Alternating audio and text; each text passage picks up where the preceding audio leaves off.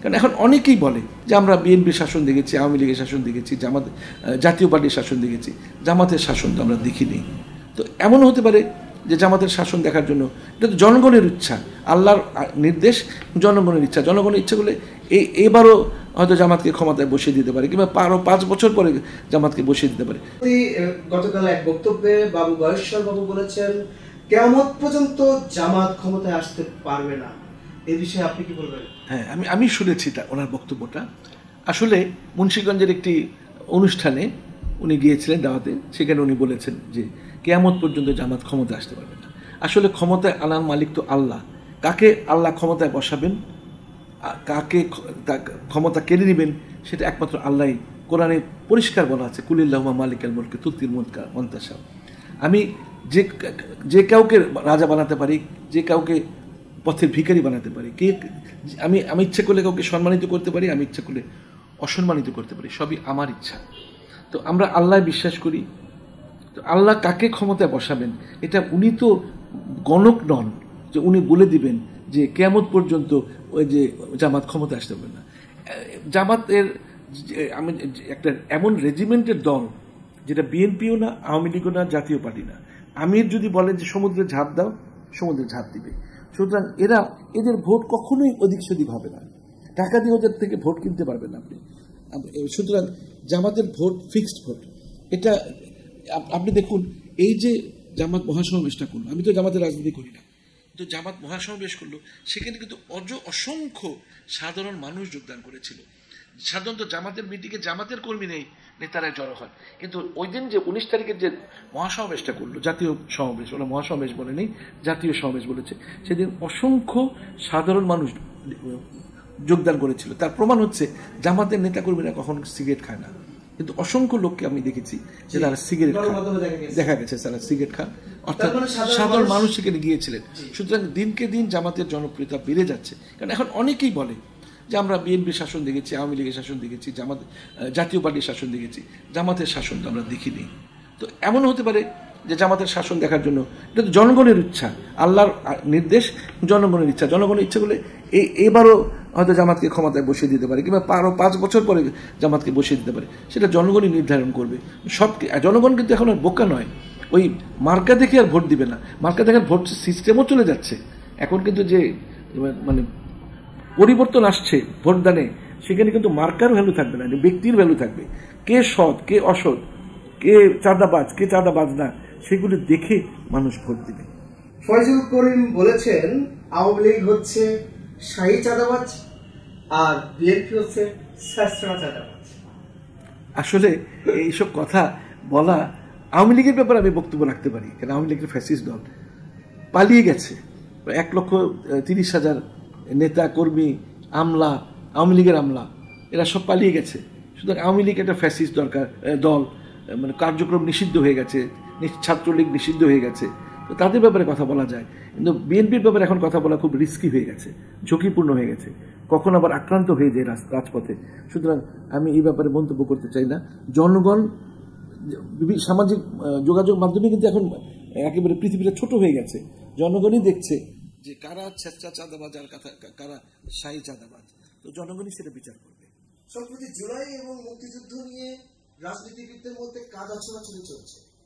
আলিয়াজ ঐক্যমত কমিশনের সহসভাপতি বলেছেন সবকিছুর ঊর্ধ্বে আমাদের মুক্তিযুদ্ধ।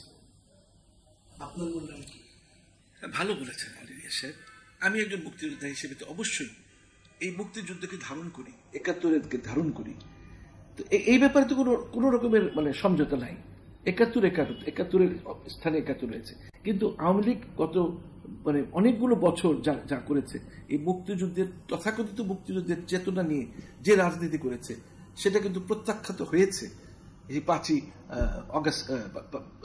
অগাস্টে হয়েছে, তাকে পালিয়ে যেতে হয়েছে। এই মুক্তিযুদ্ধের চেতনা বলে বলে বলে দেশটাকে একেবারে মানে দুভাগে ভাগ করে দেওয়া হয়েছিল, মুক্তিযুদ্ধের চেতনা বিরোধী শক্তি আর মুক্তিযুদ্ধের পক্ষের শক্তি। এভাবে দেশকে অগ্রগতির রাস্তাকে বন্ধ করে দেওয়া হয়েছিল। এটা কিন্তু মানে আস্তে আস্তে উঠে যাচ্ছে। কিন্তু যারা দ্বিতীয় মুক্তিযুদ্ধ অর্থাৎ জুলাই আগস্টের বিপ্লবকে ধারণ না করে, যারা অস্বীকার করে, তারা আমি বলি সবচেয়ে বড় গাদ্দার। যেই আয়নাঘর, যেই মানে গুম খুন মামলা, লক্ষ লক্ষ মামলা এগুলো দিয়ে দিয়ে ফ্যাসিস্টরা ছিল, এই জুলাই অগাস্ট বিপ্লব যদি না হতো তাহলে তো আপনারা এখনো জেলে জেলে পৌঁছতেন। সে আয়না পেতাম না, এই স্বাধীনতা কথা বলার অধিকার ফিরে পেতাম না আমরা। আমি প্রায় বলতাম যে আমরা না খেয়ে থাকতে পারি একবেলা দুবেলা, কিন্তু কথা বলার তো অধিকার দিতে হবে। সেই কথা বলার অধিকার আমরা ফিরে পেয়েছি। ফেসবুকে স্ট্যাটাস দিতে পারছি। আগে ফেসবুকের একটা সামান্য একটা স্ট্যাটাস দিলে একটা সাব ইন্সপেক্টরের লেভেলের একটা লোক এসে ধরে নিয়ে যেত এবং জামিন অযোগ্য অপরাধ হিসেবে সেটা গণ্য হতো। এখন তো সেটা নাই। তবে এত উদার হওয়া ঠিক হবে না ইউনূস স্যার, আপনার জন্য একটু কঠোর হতে হবে। এই স্বরাষ্ট্র উপদেষ্টাকে সরিয়ে কঠোর এবং কঠিন স্বরাষ্ট্র উপদেষ্টা দিতে হবে এবং ওই মন্ত্রণালয়ের 2 জন প্রতিমন্ত্রীকে রাখতে হবে। একজন এরা সবসময় মাঠে থাকবে, একজন প্রতিমন্ত্রী দেখবেন আইন শৃঙ্খলা, আরেকজন প্রতিমন্ত্রী এই স্বরাষ্ট্র মন্ত্রণালয়ের আন্ডারে কিন্তু অনেকগুলো মাদক থেকে শুরু করে অনেকগুলো ব্যাপার আছে, ফায়ার সার্ভিস আছে, বিজেপি আছে, সেগুলো ওনারা দেখবে, আরেকজন প্রতিমন্ত্রী থাকবে, আর সবার উপরে থাকবে একজন স্মার্ট স্বরাষ্ট্র উপদেষ্টা। কারণ আজকে যে ঘটনাগুলি ঘটছে ওনার কথাবার্তার মধ্যে এমন মানে মানুষ হাসাহাসি করে, আমার নিজেরও খারাপ লাগে। এমন তো স্বরাষ্ট্র উপদেষ্টার বডি ল্যাঙ্গুয়েজ, তার মুভমেন্ট, তার সমস্ত কিছু তাকে এত স্মার্ট যে তার কথাতেই সেই ক্রিমিনালরা মানে ভয় পালিয়ে যাবে, এমন স্বরাষ্ট্র উপদেষ্টা আমাদের দরকার। সরকারি চাকরিতে জুলাই যোদ্ধাদের কোঠা থাকছে না, বিষয়টি কি কিভাবে? আমি খুবই আশ্চর্য হয়েছে আলী স্যার যে মুক্তিযোদ্ধা বিষয়ক উপদেষ্টা এই কথা কিভাবে বলতে পারেন যে যারা জীবন দিল, যারা সেই 25,000 ছেলে বুলেট বিদ্ধ হয়ে এখনো হাসপাতালে কাতরাচ্ছে, যাদের এখনো স্ট্রেচারে ভর করে করে হাঁটতে হচ্ছে, এক পা নাই, একটা চোখ নাই, তাদেরকে আপনি চাকরি দিবেন না, তাদেরকে আপনি পুনর্বাসিত করবেন না, এটা কেমন কথা? যাদের জন্য আমরা আজকে এই স্বাধীনতা ভোগ করছি। আমরা তো 71-এর পরেও তো এরকম স্বাধীনতা পাইনি। 71-এর পরে তো হচ্ছে মুজিব বাহিনী, লাল বাহিনী, নীল বাহিনী গঠন করে, রক্ষী বাহিনী গঠন করে আমাদেরকে কিভাবে অত্যাচার করা হয়েছে, আমাদের মুখের ভাষা সেদিন কেড়ে নেওয়া হয়েছিল। কিন্তু জুলাই আগস্ট বিপ্লবের পরে আমরা তো মুখের ভাষা ফিরে পেয়েছি। তাদেরকে আপনি পুনর্বাসিত করবেন না, তাদের চাকরির কোটা রাখবেন না, এটা তো হতে পারে না। এটা একটা নিষ্ঠুর আমি মনে করি সিদ্ধান্ত।